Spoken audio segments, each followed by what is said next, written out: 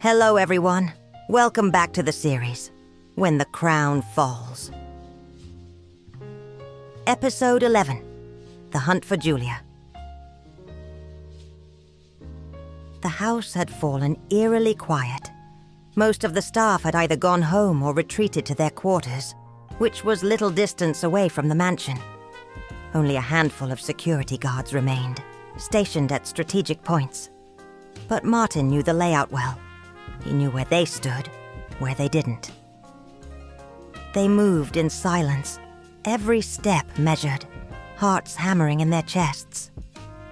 Fear stalked them, not just of being discovered, but of being discovered by someone eager to turn them in. Favor with Marcus could buy a lifetime of protection. Martin checked his watch. Nearly 30 minutes had passed. They needed to move faster, but he couldn't rush Julia. She was doing the best she could under impossible circumstances. The descent down the stairs felt endless.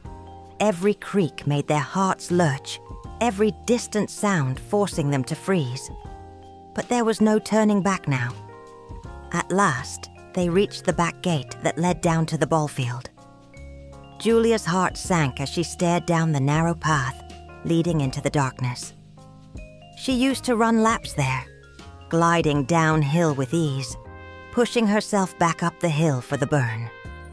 But tonight was different. What was just about 300 meters trek downhill seemed like a climb down Kilimanjaro. Her body was broken. Fear thundered in her chest, and the darkness closed in from every side. Martin watched her, panic tightening his chest.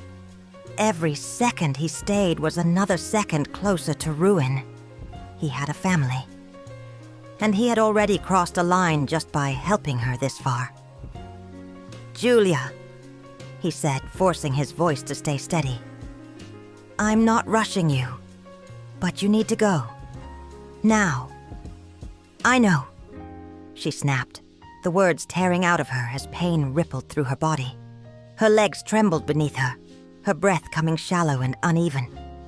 Martin took another step back. He understood her fury. He truly did. But fear won. Staying any longer would cost him everything. Without another word, he turned and melted into the darkness, heading back to his post, as if nothing happened. Julia opened her mouth to call after him, to apologize, to thank him for saving her life. But the sound never came. He had already risked too much. Expecting more would have been cruel. She stood there alone, the night pressing in, her body screaming in protest. Closing her eyes, she drew in a ragged breath and summoned whatever strength remained. There was no one left to lean on now. She took her first step forward. It took a lot of effort and time, but she finally made it down the hill, her body aching with every step. At the entrance of the ball field, she spotted a white car parked under the dim glow of a streetlight. She froze. Was it Alice? Panic twisted in her gut. Marcus's goons were probably discovering by now that she wasn't in the house. The search would be on. And if this wasn't Alice? If this was a setup? She had no strength left to run, let alone fight back. Just then, she noticed a figure moving along the track. At first, it was only a shadow, blurred by the dim light. But then a hand lifted, waving slightly. Alice! Relief surged through Julia's chest, sharp and sudden. Then it curdled. What if Alice were working with Marcus too? Desperation made people dangerous. Loyalty in this town was never free. Julia started toward her, limping, hope and dread in equal measure, when the low purr of an engine cut through the night. A sleek high-end SUV rolled to a stop at the entrance. Julia froze. Panic slammed into her. She staggered back and dropped behind a cluster of shrubs, pain ripping through her body as she fought the urge to cry out. Her breath came fast, shallow, burning. The SUV reversed slowly, tires crunching against gravel, then eased forward, rolling onto the track. It stopped directly at Alice's feet. Marcus. Alice froze, but forced a smile. She couldn't let him see the terror clawing at her chest. The dim light was her only ally, masking the tightness in her face, the shallow breath she struggled to control. She clung to the story she'd already rehearsed in her mind. A part of it was her gym wear. It had to sound natural, believable. Marcus stepped out of the SUV and closed the distance between them in a few deliberate strides, stopping directly in front of her. His presence pressed down on her, heavy and suffocating. But she refused to fold. She let out a small laugh, light and careless, as if she just realized who stood before her. "Mr. Cooper, what are you doing here?" she said brightly. "Don't tell me you've come to join me for a few laps."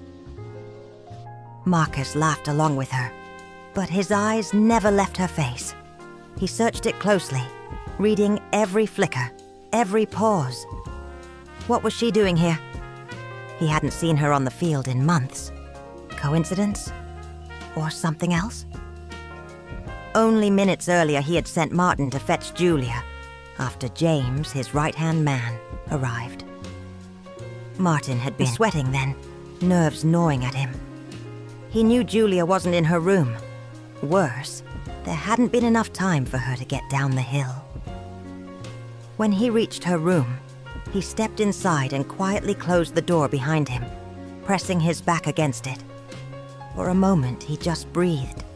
Slow, controlled inhales, meant to steady hands that refused to stop shaking. One mistake now, one crack in his armor, and Marcus wouldn't hesitate to destroy him. He stayed there just long enough for the fear to sink deep, long enough to look convincing. Then he straightened, wiped his palms against his trousers, and let resolve replace panic. Moments later, he thundered down the stairs 2 at a time, his voice already rising, already rehearsed, echoing through the house like an alarm being pulled. "Mr. Cooper! Mr. Cooper!" Marcus halted mid-conversation with James, turning sharply as Martin rushed toward him, breathless. She isn't in her room." Marcus's expression darkened instantly. "What do you mean she's not there?" His eyes burned. "I checked the bathroom. The room next to hers." Martin said his panic wasn't forced. "She's gone." Marcus stared at him, his gaze drilling straight through skin and bone. At this point, his fear was genuine, put under the weight of Marcus's glare. "Do you want me to check again?" he blurted, the words tumbling out too fast. "She has to be somewhere up there." Even as he spoke, he knew he was talking too much. He needed distance, needed out of Marcus's line of sight before the crack showed. And then there was James. Martin hated him. Quiet men were the most dangerous kind. James never fidgeted, never filled silence with useless words. He just watched, those blank eyes fixed on Martin now, steady and unreadable.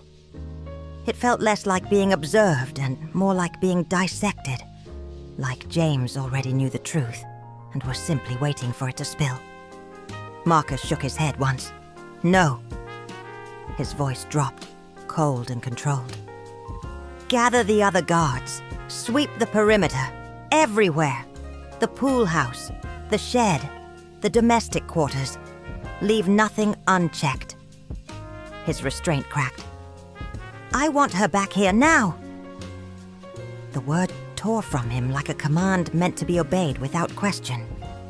He stepped closer, his gaze locking onto Martin. "And if I find you had anything to do with this?" A thin, humorless smile touched his lips. "I won't have to explain what happens next.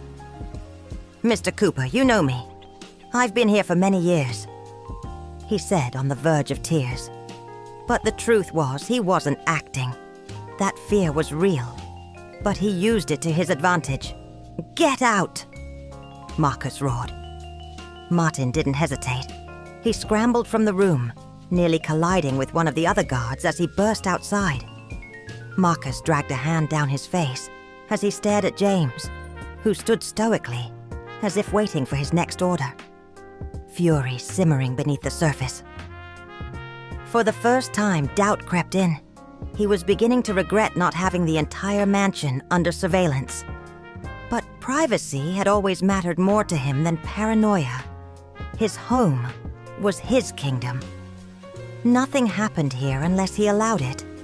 Only 6 guards monitored the property, their presence deliberately relaxed. They were permitted to move freely on the first floor and to look casual and unthreatening. No one had ever dared test him.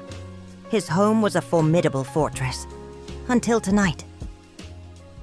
Someone helped her, and when I find them, his thought was menacing and cruel.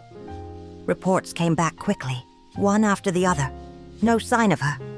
She was nowhere on the grounds. Marcus went very still. Where could she go? She can hardly walk.